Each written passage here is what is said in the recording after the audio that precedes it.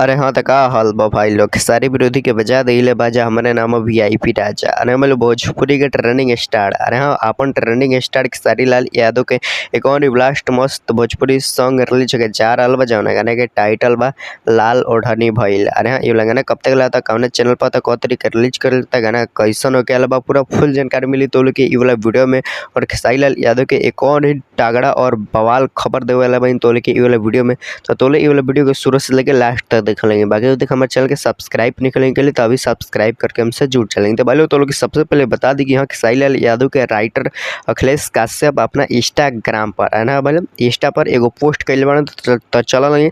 सबसे पहले तो लोग ये वाला पोस्ट के पढ़ के सुनाओ। तो पोस्ट में लिखल बा कि 12 तारीख को आप सबके लिए लेकर आ रहे हैं आप सबके सबसे लोकप्रिय और चहेता सुपरस्टार खेसारी लाल यादव जी और किमिन सालनी शिल्पी राज के साथ तगड़ा गाना आप सब तैयार होना। अरे हम लोग भोजपुरी के ट्रेंडिंग स्टार खेसारी लाल यादव के एक बहुत ही ब्लास्ट और बहुत ही मस्त रंगदारी सॉन्ग रिलीज होके जा रहा बा जौन गाना के टाइटल अभी कंफर्म नहीं किया कि अभी पोस्टर नहीं किया। लेकिन भाई लोग तो लोग के बता दी कि हाँ खेसारी लाल यादव के बहुत ही बारूद और बहुत ही अच्छा रंगदारी सॉन्ग अन्नपूर्णा फिल्म से आवे वाला बा। अरे हम लोग अन्नपूर्णा फिल्म से बहुत ही जल्द यानी 12 तारीख के अन्नपूर्णा फिल्म्स के यूट्यूब चैनल पर बहुत ही तगड़ा और बहुत ही बारूद रंगदारी सॉन्ग रिलीज होके वाला बा जौन गाना के लिखले बड़न अखिलेश काश्यप। अरे बोलो रंगदारी सॉन्ग लिखले बड़न अखिलेश काश्यप।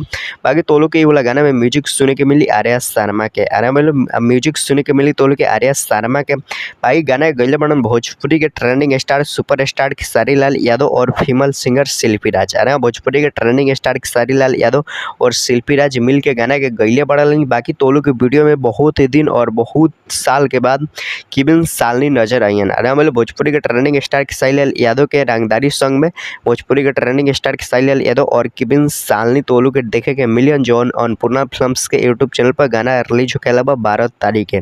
तो भाई तो लोग गाना का मिस मत कर लेंगे। गाना बहुत ही बेस्ट और बहुत ही तगड़ा और बहुत ही बारूद बा। अरे हम बहुत दिन से ही वाला गाना के थोड़ा एक दो पोस्ट फोटो वायरल करल जाता रखा कि हाँ ये वाला गाना बहुत ही तगड़ा और वो बहुत ही ब्लास्ट रहा जौन गाना के पोस्टर वायरल करल जाला सॉरी फोटो वायरल करल जाला। तो ये भी गाना बहुत ही बेस्ट बहुत ही मस्त बहुत ही झकास पर जौन अन्नपूर्णा फिल्म्स के यूट्यूब चैनल पर आवे वाला बा। तो लोग 12 तारीख के वाला गाना के मिस मत कर लेंगे। गाना बहुत ही तगड़ा बहुत ही बेस्ट बा। बाकी भाई तो लोग ये वाला वीडियो कैसा लगल अच्छा लगल तो लाइक कर लेंगे चैनल के सब्सक्राइब कर लेंगे।